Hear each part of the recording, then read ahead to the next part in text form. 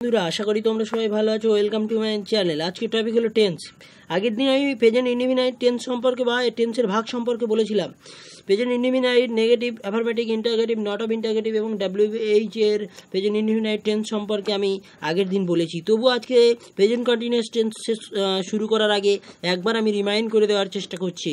Tense মানে ক্রিয়ার কাল, এটা আগের দিনই বলেছি, সবই আগের দিন বলেছি, তবু আরেকবার বলছি, যেটা সবচেয়ে মেন জিনিস। বর্তমানে দুটি বর্ণে বাংলা ক্রিয়াটি হলে তাহলে প্রেজেন্ট ইনডিফিনাইট টেন্স হয়। আমি ভাত খাই, এই যে খাই, খাই হলো দুটো বর্ণে। I eat rice. রাম বাড়ি যায়, এই যে যায়, যায় হলো দুটি বর্ণে, তাহলে রাম গোস টু হাউস। এবার এখানে হলো ইট আর এখানে হলো গোস। কেন এরকম হলো যে ইএস হলো আর এখানে এস হলো না? কারণ আইটা হলো ফার্স্ট পার্সন সিঙ্গুলার নাম্বার এবং রামটা হলো থার্ড পার্সন। ফার্স্ট এবং সেকেন্ড পার্সনের পরে ভার্ব যেটা থাকে সেটার সঙ্গে প্রেজেন্ট ইনডিফিনাইট টেন্সের ক্ষেত্রে এস বাই এস হয় না, কিন্তু থার্ড পার্সন সিঙ্গুলারের ক্ষেত্রে এস বাই এস হয়। আমি, আমরা, তুমি, তোমরা ছাড়া রইল বাকি যারা থার্ড পার্সন তারা। এটাই আগের দিন আমি বলেছিলাম যে আমি, আমরা ফার্স্ট পার্সন, তুমি তোমরা সেকেন্ড পার্সন। আর থার্ড পার্সন বোঝার একটা নিয়ম হলো রাম শ্যাম যদু মধু হিসি যদি রয়। রাম শ্যাম যদু মধু হিসি যদি রয়, থার্ড পার্সন সিঙ্গুলার নাম্বারে বুঝিবে নিশ্চয়। ওকে বন্ধুরা, এই পর্যন্ত ছিল। আর ইউজ অফ এস আর ইএস, এস আর ইএস কোথায় বসে অতকারী জিনিস মনে না রেখে, যে X O CH TT HH প্রভৃতি থাকলে তার আগে এস বা ইএস বসে। এটা খুব সুন্দর করে দেওয়া আছে আগের দিনের এতে, আপনারা দেখে নেবেন অবশ্যই, আর ওখান থেকে কিছু না কিছু শিখতে পারবেন। তা আজকের টপিক হলো present continuous tense. Present continuous tense, present continuous tense, present continuous tense বলছে বর্তমানে কোনো কাজ চলছে বা হচ্ছে, এইরূপ বোঝালে ভার্বের প্রেজেন্ট কন্টিনিউয়াস টেন্স হয়। তাহলে বর্তমানে কোনো কাজ হচ্ছে বা চলছে, এইরূপ বোঝালে ভার্বের প্রেজেন্ট কন্টিনিউয়াস টেন্স হয়। রুল হলো সাবজেক্ট অ্যামিজার ভার্বিং প্লাস রেস্ট। তাহলে রুল হলো সাবজেক্ট অ্যামিজার ভার্বিং প্লাস রেস্ট। এর একটা সহজ সূত্র আছে যে কার পরে অ্যামিজার কিভাবে ব্যবহৃত হয়। আই অ্যাম, তুমি আর, রাম ইজ বেটে, ইট ইজ ঠিক কথা লোকেতে বলে, হি ইজ সি ইজ চলে তালে তালে, দে আর বহুজন ঘুরে ফেরে মাঠে।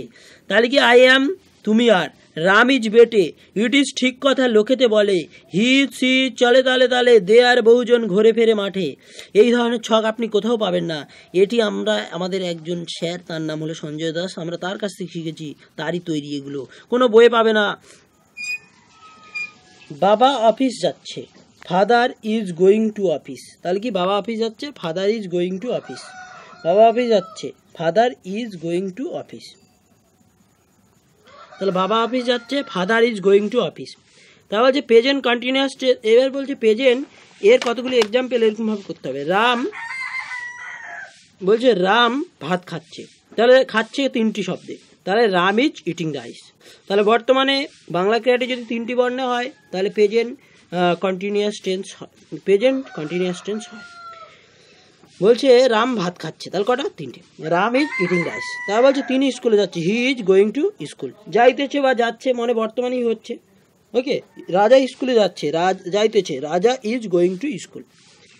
প্রেজেন্ট কন্টিনিউয়াস টেন্সের নেগেটিভ। প্রেজেন্ট কন্টিনিউয়াস টেন্সের নেগেটিভ করতে গেলে সাবজেক্টের আগে অ্যামিজার হয় এবং তারপর নট ও মূল ভার্বের সঙ্গে আইএনজি যুক্ত করতে হয়। তাহলে কি বলছে, প্রেজেন্ট কন্টিনিউয়াস টেন্সের নেগেটিভ করতে গেলে সাবজেক্টের আগে অ্যামিজার হয় এবং তারপর নট ও মূল ভার্বের সঙ্গে আইএনজি যুক্ত করতে হয়। Rule, subject am is are not verbing plus test. Rabi football খেলছে না, Rabi is not playing football. Present continuous টেন্সের নেগেটিভ করতে গেলে সাবজেক্টের আগে অ্যামিজার হয় এবং তারপর নট ও মূল ভার্বের সঙ্গে আইএনজি যুক্ত করতে হয়। Rule, subject am is are not verbing plus test. Rabi football খেলছে না, Rabi is not playing football. Ram স্কুলে যাচ্ছে না, Ram is not playing football. যায় না। এরা বলছে প্রেজেন্ট কন্টিনিউয়াস টেন্সের ইন্টারগেটিভ। প্রেজেন্ট কন্টিনিউয়াস টেন্সের ইন্টারগেটিভ করতে গেলে সাবজেক্টের আগে অ্যামিজার ব্যবহার করতে হবে এবং সেন্টেন্সের শেষে ইন্টারগেশন চিহ্ন দিতে হবে। তাহলে কি বলছে, প্রেজেন্ট কন্টিনিউয়াস টেন্সের ইন্টারগেটিভ।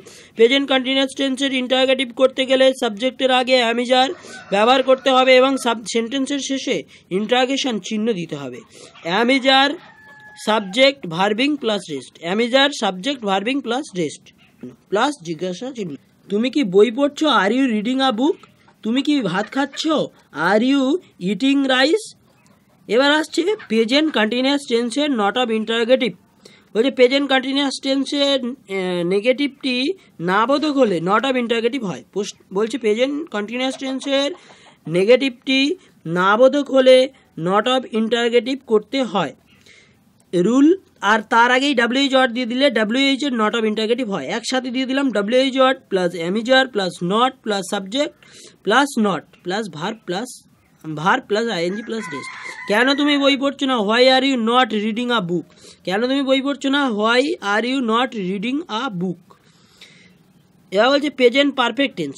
বর্তমানে কোনো কাজ হয়ে গেছে কিন্তু তার ফল বর্তমানেও রয়ে গেছে,